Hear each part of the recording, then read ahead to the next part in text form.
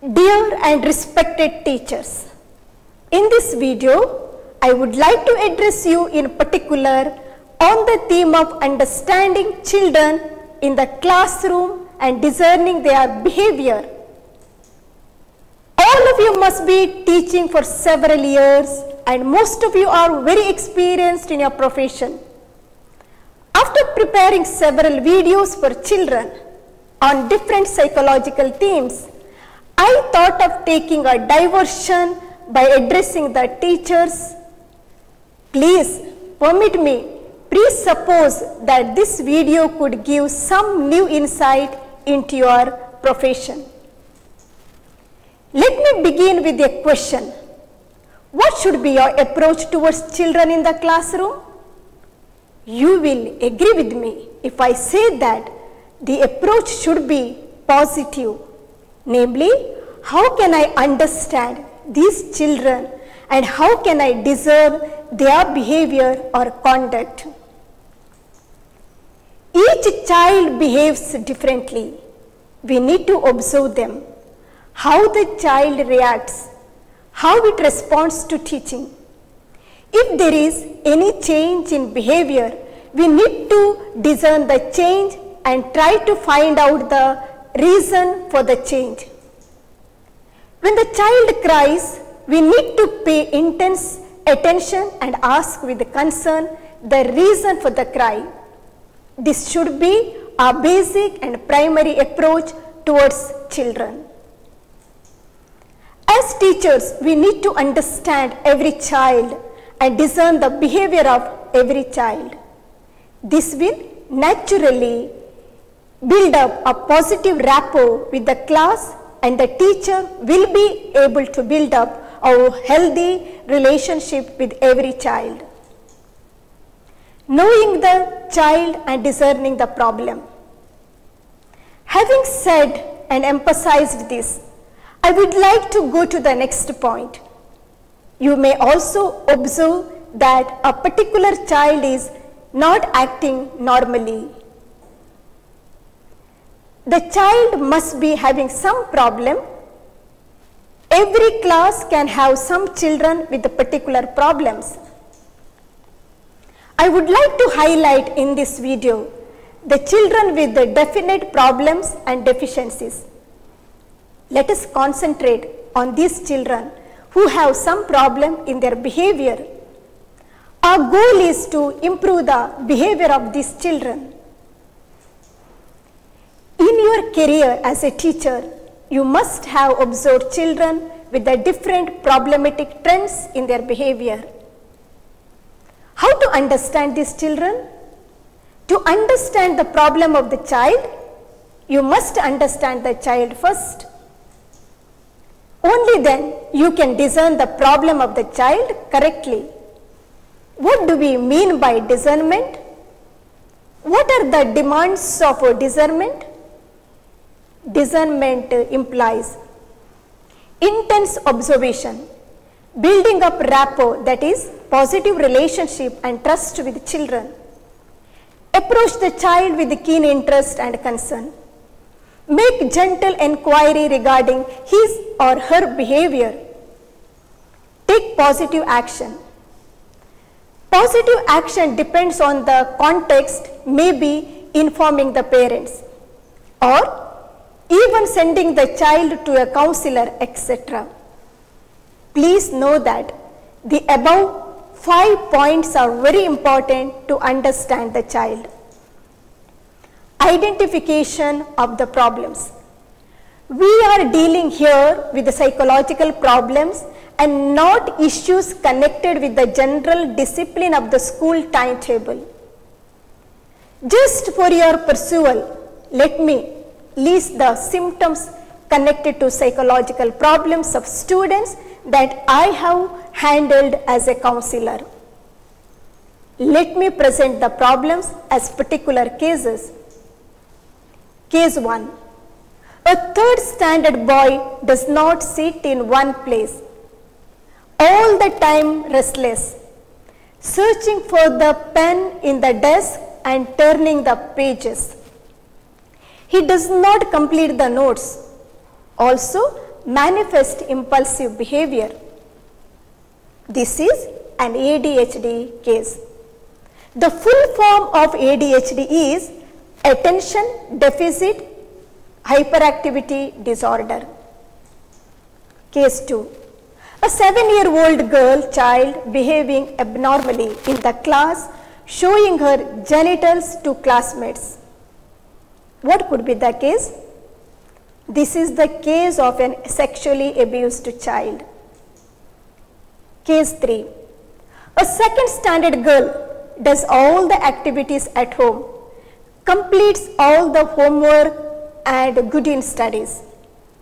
She likes her classmates, teachers and also the school, but strongly attached to her mother. When mother comes to school to reach her, she does not leave her mother, cries and demands that her mother should be with her, and her absence makes the child miserable. What could be the case? This is a case of separation anxiety. The child finds the separation from her mother very painful. Case 4. A first standard girl who is very smart in all her activities, studies, are very talkative, suddenly starts saying, I want to die, I cannot study, I do not want to go to school.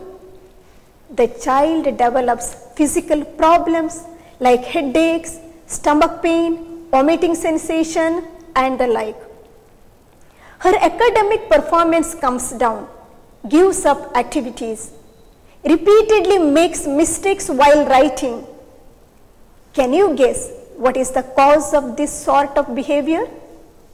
The most probable cause could be the child was abused by the teacher.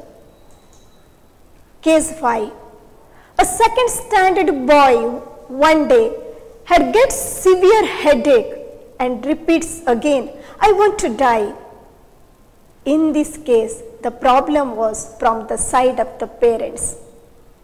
Their expectations were too high and the boy could not cope with their expectations of very high grades. I can narrate several cases like this. The lesson they teach us is that the teaching profession is very challenging and at the same time it is also very fulfilling. The school is actually the second home for the child and teachers take the place of parents in the classroom. It could be the case that as a teacher you encounter students with the different problems, with the different strengths and weaknesses. It is the collaborative effort of parents, teachers to mold the child and facilitate their growth, especially those children who have difficulties. Whenever a teacher finds a child with a particular problem in the class, general vocabulary while communicating with the other teachers is, I have a problematic child. This is a negative way of communication. The positive statement would be, I have a child in the class with some difficulties. It is not correct to say that the child is problematic. The above examples given in the form of cases could give you some insight into the problems certain students are facing in your class. It may not be necessary for you to identify the exact problem and the cause of it, but a keen observation of every student is the class is a good quality of a good teacher, especially in the lower classes. This habit will provide incentive to help and support the children with the problems. The question you need to ask is, why the child is behaving differently? When it started behaving this way, the very fact you observe the change in the behavior of the child is itself very praiseworthy. The next step will be to have a personal encounter with the child. If you have a counselor in the school, you need to direct the child to her or him. Sometimes it may be necessary to get the approval of the parents to send the child to the counselor. This is because there is still stigma in the society on counseling. People come to make immediate irrational conclusions as soon as someone meets a counselor or a psychiatrist. This is just a precaution to be taken if context demands. Taking into account the good of the child, consulting the counselor can be considered as obligatory, as there could be different reasons and causes for the erratic behavior of the child. It is normal to expect that teachers lose their patience and scold the child. Sometimes we demand immediate transformation in the conduct of the child. This can instill fear in the child, and it may put on temporary changes in the conduct out of fear, which may gradually generate greater wrong habits in the child. Remember, the mind can play horrible tricks and you may destroy the future of the child. Even if you do not have patience at a particular instance, take the opportunity of another context or the next day and call the child for a dialogue in a calm mood and show your openness by being kind and gentle, so that it opens the heart and reveals the hidden secrets of its life. You can always denounce misbehaviors of children, but take care not to play with their lives. Be careful not to ridicule and insult the child in the public. Winning over the heart of every child should be the motive of all that you do with children. Let me conclude this video here and get ready another to continue the topic. We need to know something more about behavior disorders in children, about which we shall deal with in the next video. Namaste.